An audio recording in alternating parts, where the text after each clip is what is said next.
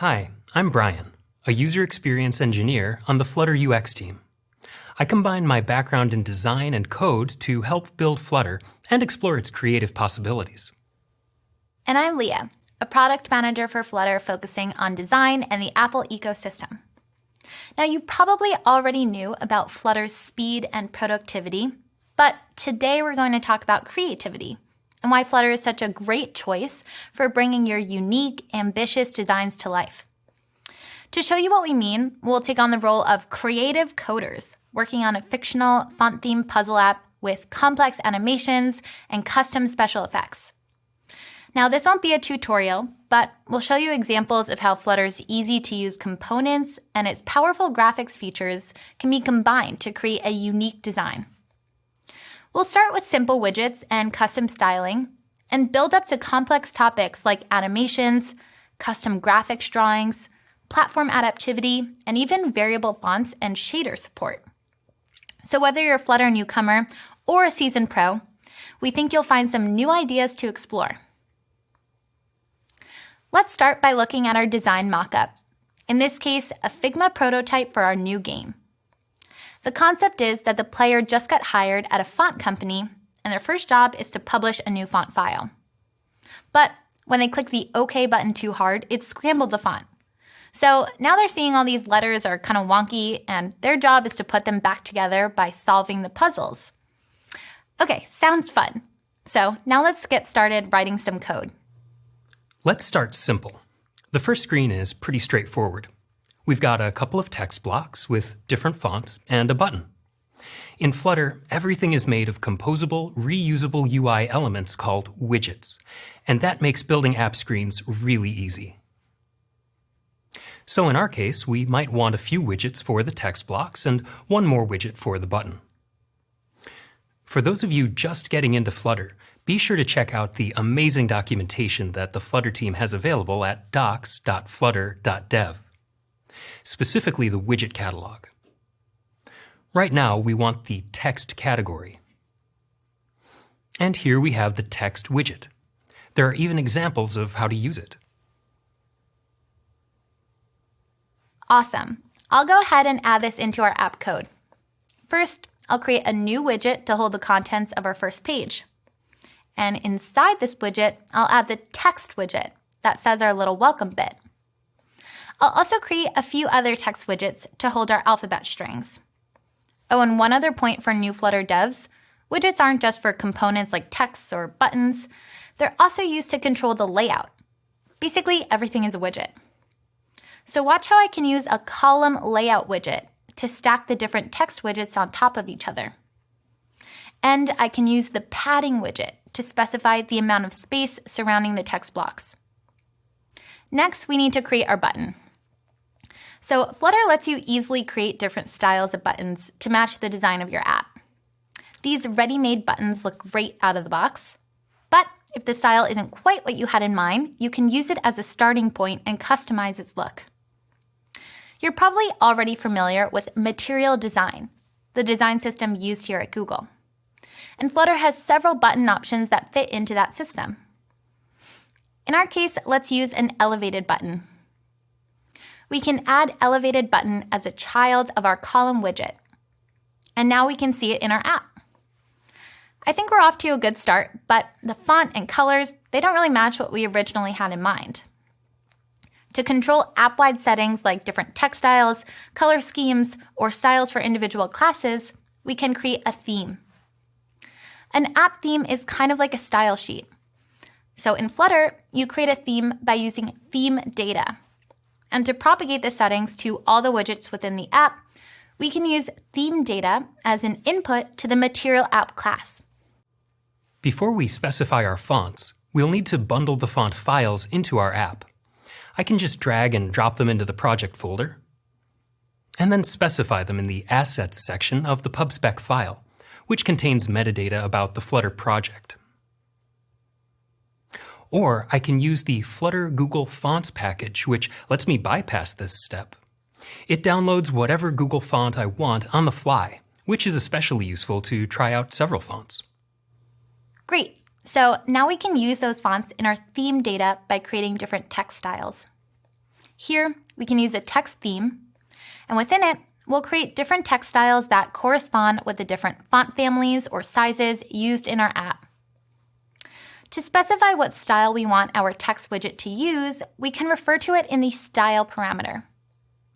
Our text is looking good, so now onto the button. We can control the color scheme for our entire app, or we can use theme classes that are specific to the widget classes that we're using. In this case, we'll use the elevated button theme and specify the background color. And now we can see the screen is looking just like our designs. These customized themes give us a lot of design options, but it doesn't stop there. With Flutter, we can easily make fully custom UI components that don't look like conventional buttons or switches or sliders. Just to scratch the surface of the possibilities, let's say we wanted to make something a little quirky, like a button with 2 sharp corners and 2 rounded corners. It's not as hard as you might think. Let's start with a container widget, which is a very generic widget that just gives us a box on the screen. And we can control its appearance with a box decoration. Now I can use that in a brand new widget class called myCoolButton, which will return a container with a box decoration. Within box decoration, we can change the border radius for 2 of the corners to make them curved. Plus, we can use the background color that we defined in our button theme earlier. So let's move on to the next page of the app, the settings. Now I know a settings page doesn't sound very exciting, but stay with us, because we're about to show you a great trick. We'll make a simple settings page to turn the sound on or off. And for this, I'll just go ahead and use the switch widget from the material library that we tested before. But now that I'm taking a closer look, this looks great for Android devices, but native switches on iOS look a bit different. Thankfully, Flutter also has the Cupertino library, which includes a set of widgets that use Apple's human interface guidelines. Here, we can see this looks more familiar to iOS users. And even better, I can use the .adaptive name constructor to create a switch widget that will automatically alternate between Material and Cupertino depending on what platform the game is played on.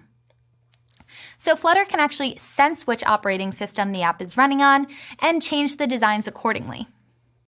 Flutter also does a bunch of platform adaptations automatically behind the scenes. Really detailed things like scrolling speed, what happens when you scroll to the bottom of a page, and haptic feedback to help your apps feel natural, whatever platform they're used on. That's so important to make cross-platform apps easy to use for the consumer. Anyways, let's keep chugging along. So before we get to the game itself, let's try and tackle the page that a user sees when they finish the puzzle. First, we have a congratulations text box. And then we have a line chart showing the user how many moves it took to solve the puzzle each time they played. It's kind of like tracking their score over time. We already know about the text widget, so let's focus on that line chart. We want to be able to draw a line between different points, and the placement of those points will depend on the number of games that the user has played and how many times it took for them to win. So far, we've seen how to make custom boxes and box shapes, but I don't think that's going to work here. If we want to draw custom shapes, curves, or lines, we can use the Custom Paint widget. It works a lot like the pen tool in a digital illustration app, where we draw a path between various points. But since we're creating these points programmatically, then we can respond to different inputs from our app, like the player's stats that we'll be using here. First, we'll use the Custom Paint widget, and then we'll need to create a custom class to use as the painter. Our line chart painter will specify the stroke color and width that we'll use. And in our case, we'll create 2 paints, one for the axis and one for the data on the chart. We'll also create 2 paths. For the axis path, I can just draw a line vertically to the canvas height and horizontally to the canvas width. Now for the data, I can loop through each point and draw a line to that coordinate. Then we simply feed in the paint and path object to draw the path on the canvas. And even though we're just drawing a few straight lines for this example, custom paint lets you draw really complex shapes, with combinations of lines, Bezier curves, and multiple closed or open paths. It gives you so many possibilities, and if you're looking for inspiration, check out Gskinner's vignettes. At this point, we've seen some standard widgets like text and container, some widgets that follow established design systems like material design and Apple's human interface guidelines, and we've built totally custom widgets to match our own designs. Now let's bring those widgets to life with some animations. Motion design is one of the most interesting and expressive types of design. It's also a great bridge between classic visual design and interface or interaction design. Flutter gives you a range of tools for animations, so let's start with the simplest ones. There's a collection of animated widgets ready for motion out of the box with almost no extra code. These are called implicit animations, and they're a convenient way to implement simple motion designs in your app. Just like regular widgets, we have a variety of parameters we can use to customize how a widget looks, like the color of this animated container, which is set to red. With implicitly animated widgets, like animated container, when a parameter like this gets changed, the widget automatically animates from the old setting to the new one. Let's apply this to the congratulations text on our end screen. We'll make the text animate up in size and get darker in color just for fun. Fortunately, there's one of these implicitly animated widgets for just such an occasion: Animated Default Text Style. I've wrapped my text widget in the Animated Default Text Style and used the named parameters to control the visuals, like duration, which sets the animation's speed, and font size and color to set the size and color using two variables.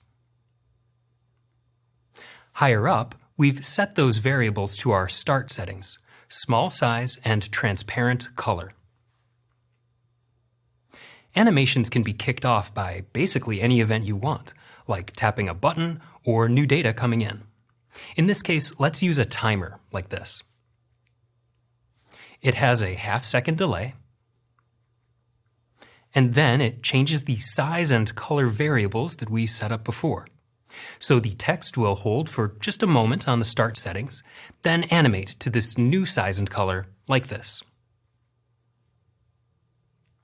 We can even customize the animation timing or curve. The default curve is called linear, and it goes straight from A to B like we just saw. But we can also manually set a curve like this, with a bunch of great options like ease out for a subtle slowdown at the end, or even bounce out. And just like that, we have an animation for our end screen. Now, we're not expecting you to memorize all of these, but do remember to check out Flutter's great reference docs and the official YouTube channel with bite-sized tutorials like Widget of the Week, as well as longer podcast-style content. If you're new to Flutter, we highly recommend the Learning to Fly series. So, using the ready-made implicitly animated widgets is really convenient and powerful. But what if there isn't an animated widget for what we want to do? Or we have a more complicated animation in mind? For example, let's say we want to animate the line chart we made earlier so that the line draws across the screen rather than just popping on. That's very customized, so we'll need to create our own animation from scratch. Flutter calls these explicit animations. Explicit animations use animation controllers, which, as you probably guessed, let us control the animations. There are a few ways we can use animation controllers. One of the most common involves tween objects. That's short for in between, like animating between a start and an endpoint. This next part will get a bit complex, so we're going to leave out some details and just focus on the most crucial parts of the code. Having set up the animation controller, we'll create a tween sequence to animate from one point on the graph to another. These points are called offsets in the code. Next, we add a listener. For every frame of the animation, the listener updates the dx and dy variables, which control how much of the graph we draw at each frame. Those variables get plugged into the custom painter we set up before, like this. And there we have it. Our chart draws itself with a custom animation we created. So far, we've been building up the intro and outro pages of our game. Now let's start getting into the game itself. We've already dabbled with some subtle animations, but let's go big this time. What if we take the letters surrounding the puzzle pieces and distort them? This kind of effect is made possible by variable fonts. They give designers deep control over text styling. So with variable fonts, we can control not just the size and the boldness, but any other settings that the font creator allows us to. This could include things like the width of the letters, the relative size of different parts, all kinds of really detailed settings.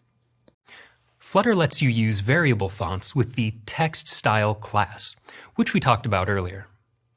We access individual variable font parameters with the font variation class.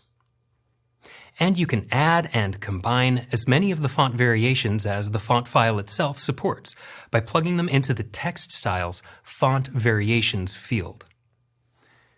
Variable fonts can be great for practical things like increasing legibility, but they can also provide a bit of visual flair, especially when they're combined with animation. I think animating between extreme settings will really add to the glitchy concept of the game's story, so let's give it a try. Let's say we want to animate a variable font from a very light weight, like 100, to a very bold weight, like 1000. This is a custom explicit animation, so we'll use an animation controller and a tween again, which we're already familiar with. You can see we're animating the tween from 100 to 1000. Remember that we've named this tween variable animation because we'll use it again. One new point in the code is the curved animation we've set up, which is one way to attach a timing curve like bounce or ease to an explicit animation. Here we're using ease in and out. We connect that tween as animation.value with the font variation for weight, like this. And remember that the font variation lives inside a text style, like this. And if we do this on a bunch of letters at different speeds, we get this, exactly what we wanted. And we're not limited to animating the font's boldness like we see on the left. In the middle, we see our variable font changing widths. And even things like ascenders and descenders, how high and how low the tops and the bottoms of the letters extend. This was kind of a weird idea, but I think it's working nicely. The variable font animations are definitely creating a cool distorted effect, but let's push it even further. I think we could get a really glitchy, eye-catching feel with some custom shaders. Shaders are a pretty advanced topic, but if you want to get really into graphics programming, Flutter lets you create custom fragment shaders. Shaders are programs written in a specialized language separate from Flutter and Dart. They run directly on your computer's GPU, or graphics processing unit, and they can create all kinds of visual effects. Flutter lets you code your own shaders and plug them into your app. So you can apply the effect to one widget or the entire screen. And because shaders run on the GPU, they take work off of the CPU, which helps you keep your app running at a high frame rate. We don't have time for a full shader tutorial today, and honestly, I'm not a shader expert by any means. But just to give a quick idea, this code snippet, written in GL shader language, will stretch the pixels of whatever it's applied to and create a wavy effect. And we can use regular animation controllers to make it move. Like before, we're just showing key parts of the code, but here we're connecting an animation value into the fragment shader object we just coded with GLSL, and we're using it in a custom painter. That's one way to apply this shader and make the effect shift over time, creating an animation. And there it goes. The shader effect is now animating, and we're controlling the animation through regular Flutter code. Again, shaders are a fairly advanced topic, but if you're up for a challenge, try experimenting with them in your next app. So we covered a lot of ground today, and don't worry if you didn't catch everything. Our main goal was to give you a few ideas to explore as you make your own amazing designs in Flutter. If you're new to Flutter and not sure what to do next, you might like to start with a no-installation web-based experience at dartpad.dev, where you can find sample apps to tinker with or even write your own simple app from scratch. Thanks for watching, and we can't wait to see what you create next.